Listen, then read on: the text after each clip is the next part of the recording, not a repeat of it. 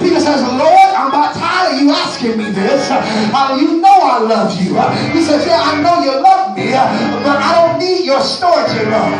I don't need your affiliate love, but I need your agape love.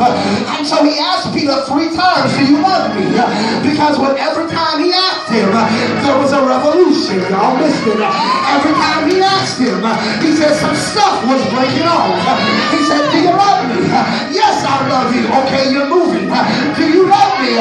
Yes, I love you. Okay, you get closer. Do you love me? Yes, I love you, Lord. Hallelujah. I will put you before anything. That's what I needed. That's the agape love that I needed. Can I prophesy to the church?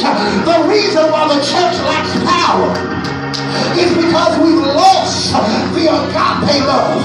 We've lost the agape love for one another.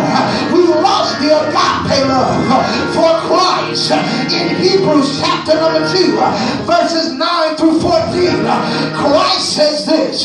He says, I have no problem seeing myself as a human. And so because I am human, I will now talk to my brothers and sisters.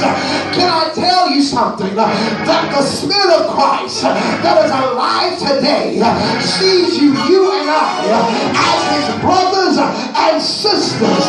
And so what he has, he wants to share it with us.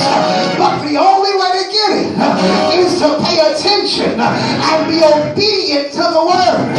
Because the word speaks beyond the grave. And the word said that when I rise, when I get out of the grave, hallelujah, on the 3rd day, I'm making my way to Galilee. And in Galilee, you'll meet me there. The reason why some of us are still broke,